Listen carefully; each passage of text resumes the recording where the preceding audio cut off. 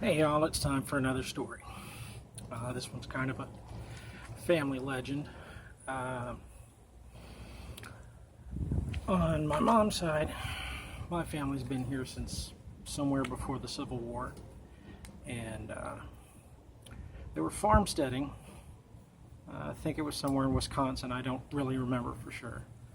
Anyhow, great, however many great grandma, grandpa, and their son, who was, I guess, early adolescent at the time, were farmsteading out on the frontier.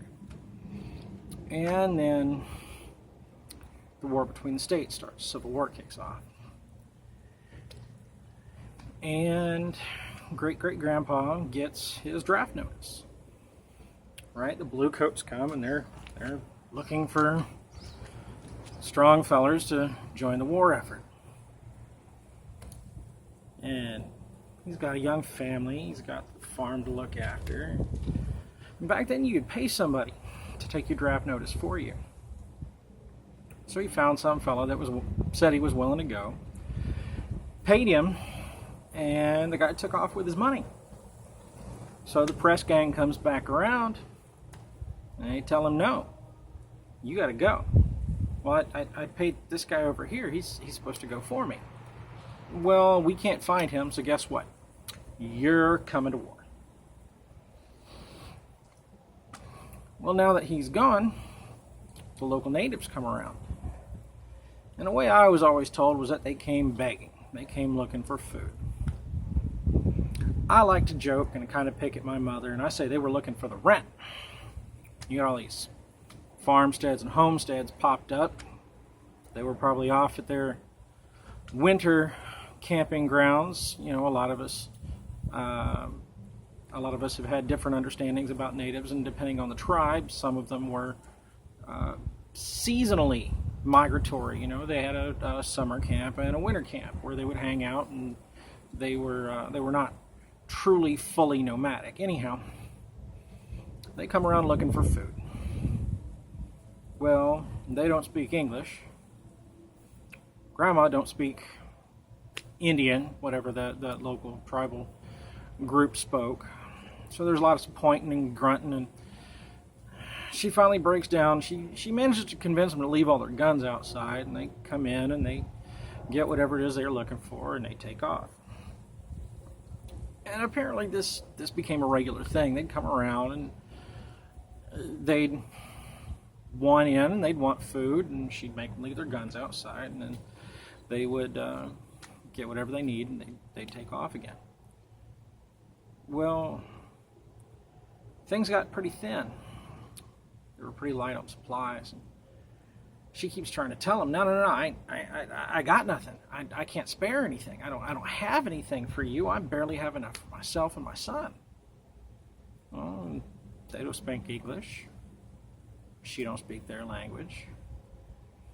So they force their way in, and they're ransacking the joint. They're searching for food because they've been doing this for a while, and they see that there's nothing there. They start getting kind of loud, and she starts getting kind of scared because she doesn't know what the hell they're saying. And there's raised voices and hollering, and they're pointing at the kid. They're pointing at the boy. He's laying in bed. Finally, you know, she kind of clicks to what's going on. They want to know why he's not doing his part. Why isn't this kid, this young man, you know, I don't rightly know how old he was at the time. He was too young for the draft guys to take him, but old enough that he should have been contributing, especially out in the rough and tumble on the farmstead. Well, he's laid up with a broken leg, and she's trying to explain. You know, I don't know. How do I tell you this? And they start getting hot. These guys are getting really upset, and they start going over there because they got something to say to this young man about what he ought to be out there doing for his mom. They were not on the train route though, so we'll let that go by. Hopefully the train whistle lets me talk again in a minute. All right, so they start heading over there, and she's looking around. She's trying to figure out how do I make them understand. And finally, she's looking around, and she finds a twig on the ground by the fireplace. She's slapping on her leg. No, leg, his leg. I grabbed the wrong twig. His leg broke. Oh, okay. Everybody stops and tension runs out of the situation because now they understand. Okay, you're having to do for you and him because he's laid up. And they leave in what seems to be an apologetic manner. Because again, we're not speaking the same language.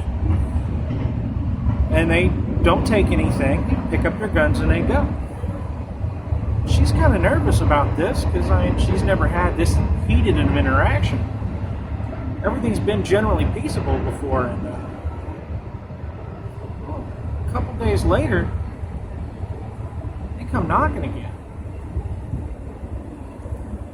She's real cautious. She doesn't know what to make of it. She opens the door, and they start laying out on the porch. They lay out a deer, a couple of pheasants, a few rabbits. They're kind of pointing and grunting because, they don't really understand each other, but they kind of got some sort of an understanding. And you've done for us. It's our turn to do for you. All of this we've managed to do for you because of what we've gotten from you before.